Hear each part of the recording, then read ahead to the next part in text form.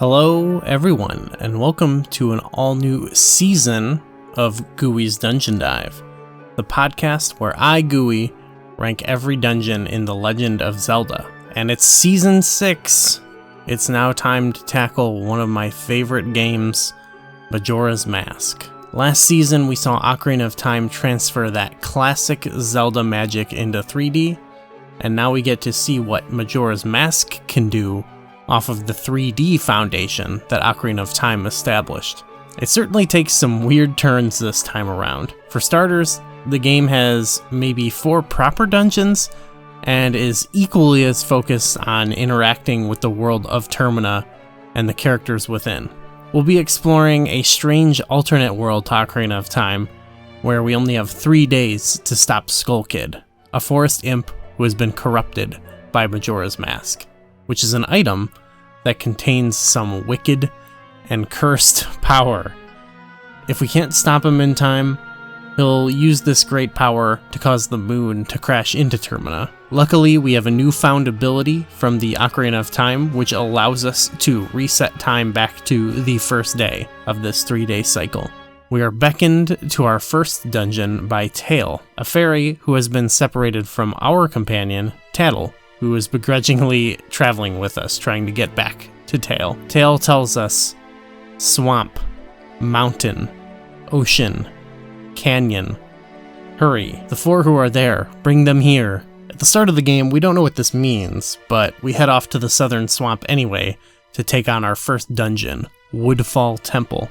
Now, if that seems like a lot of story, it really is at this point compared to what we have encountered in other Zelda games. Most so far have gotten us right into the action much quicker, opting to slowly bring us into the overall narrative, whereas this is certainly a lot more build-up of the world and its story before even entering the first dungeon. This, I think, will slightly affect the design of this dungeon. Speaking of how big of a role the story has in this game, this dungeon has not just the overarching story of the game bringing us to it, but also it connects to a more specific region that it is located within the game. The Woodfall area of the game is the domain of the Deku people, and this dungeon is some sort of temple connected to their kingdom. A monkey that had befriended the Deku King's daughter was imprisoned, being falsely accused of kidnapping her. This is after they actually had attempted to break a curse that was put upon Woodfall by Skull Kid. By sneaking into the monkey's cell, he teaches us the Sonata of Awakening, which allows us to raise the temple out of the swamp. And being a swamp-based dungeon, this dungeon gives us the most immersive swamp-like environment we've seen yet. Like the region surrounding it, the water in this dungeon is of a purple, poisonous variety. We have to skip around on top of it as Deku Link and land on these plant-like platforms that sit on top of the water, because regular Hylian Link would be no good in this situation. A good deal of the enemies we see here are like insects or arachnids or plant-based or even reptilian or amphibian. You know, all these kind of creatures that you would maybe expect to see at a swamp. Except for the black bows. I don't know what's going on with those guys. Are they just like little dark spirits or something? The theme that plays, it's got kind of this driving, percussive jungle sort of beat. And it's got some like spooky chanting vocals filling out the mix. Pretty good vibe. Gameplay wise, it's a little simpler compared to what's coming later in Majora's Mask. But it does feel like a little bit less of a tutorial than your typical first dungeon. This is again probably because at this point, an average player could have been playing the game for quite a while now. Combat and movement should be somewhat familiar already, and this dungeon features slightly more difficult challenges with like the enemies that you would find in something like Great Deku Tree. This is especially so with Deku Link's form. You should be pretty well versed in it. Many of the concepts and mechanics of Deku Link are shown off quite extensively in this dungeon. I do really like the Deku Link gameplay. It's the main sort of thrust of the dungeon, I think, and I've heard some people complain about the change in its gameplay from the original to the remake, but even still I enjoy hopping around in the water, floating around with the Deku flowers, and I even like popping out of them to take out the enemies of this dungeon. Kind of like the mini boss fight, for example, is a good fun use of that feature. Navigationally, it's pretty straightforward. There's really only one major path to progress, with the map, the compass, and the boss key being these sort of minor offshoots. That gives it a little bit more of an exploratory feel. It's not 100% linear, but it's really not all that complicated. You run around the first floor of the dungeon before looping up to the second floor and encountering some of the same rooms again, but from above. I think this ties into maybe what is kind of the big set piece of the dungeon, though I don't think it's like totally standout. There's a puzzle that once again comes after being shown some of that classic Zelda torch lighting that is shown off earlier in the dungeon. When we come back to one of the earlier rooms, now from the second floor, we look down upon this giant flower in the center of the room, and there's an unlit torch. And a lit torch sits between us and the flower. Now, this is not exactly a big brain-busting puzzle, especially if you've already played Ocarina of Time. You would have probably figured out this whole lighting a torch by shooting an arrow through a lit torch sort of deal. But for a first-timer, it's pretty cute, and it actually involves a little bit of backtracking after you get the bow to where the flower is. It's not really a big backtrack, after all. There's not many places in the dungeon to go.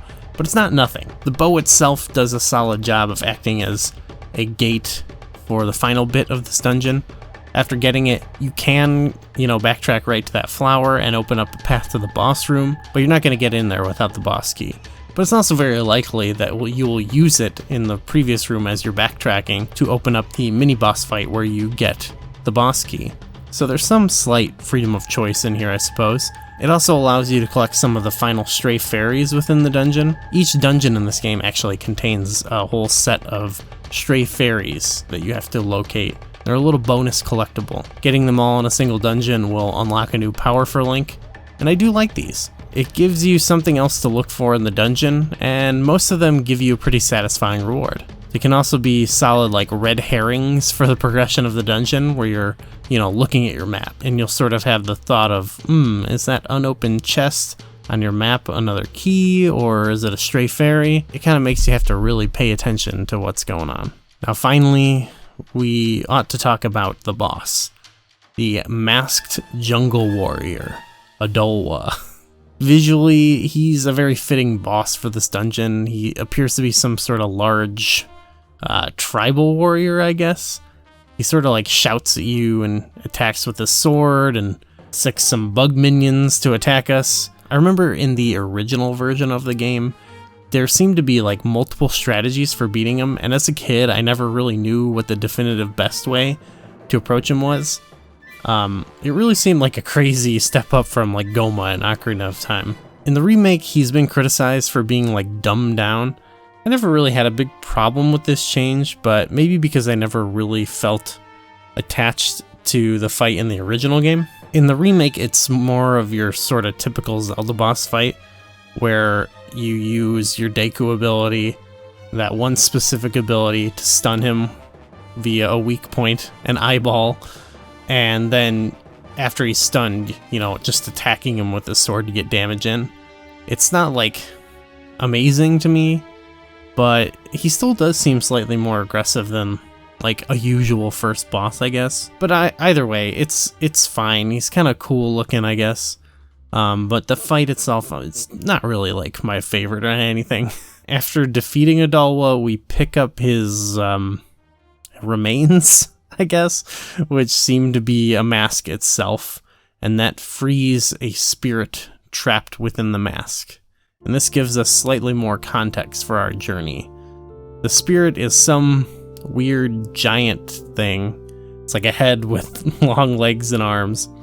Real weird looking guy, but he teaches us the oath to order and says, "Call us."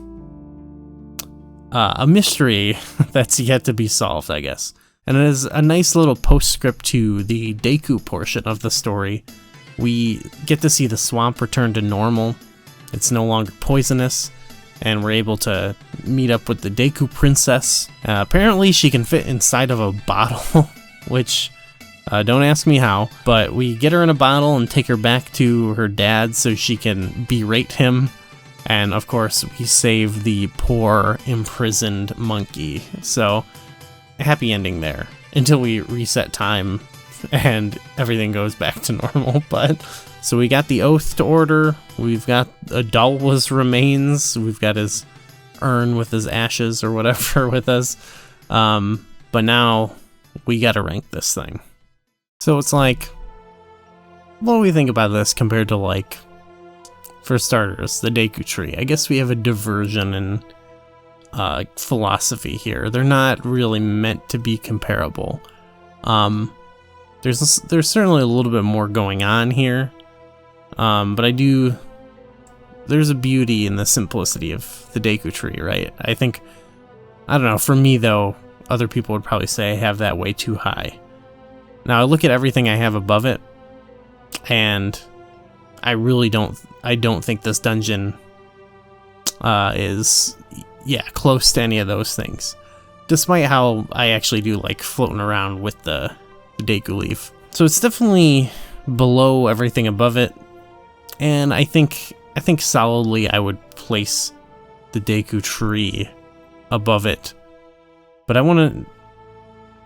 I guess I want to kind of define how far below it I want to put this.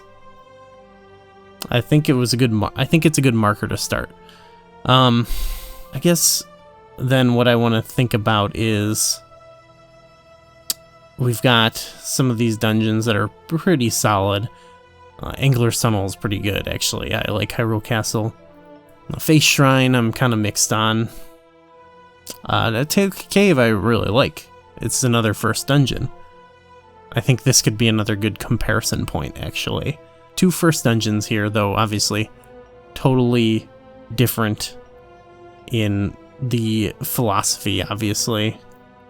This is actually a pretty solid area for the dungeon, yeah. Because it's kind of a bunch of stuff I'm kind of mixed on.